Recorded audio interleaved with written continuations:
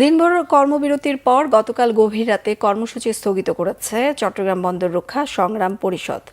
রাতে এক বিবৃতিতে পরিষদের সমন্বয়ক মোহাম্মদ হুমায়ুন কবির ও মোহাম্মদ ইব্রাহিম খোকন বলেন, এনসিটি নিয়ে উপদেষ্টা এম সাখাওয়াত হোসেন ও বিডার চেয়ারম্যান আশিক চৌধুরীর সাংবাদিকদের উদ্দেশ্যে দেওয়া বক্তব্য অনুযায়ী বর্তমান সরকারের আমলে এনসিটি চুক্তি না করার সিদ্ধান্ত জানানো হয়।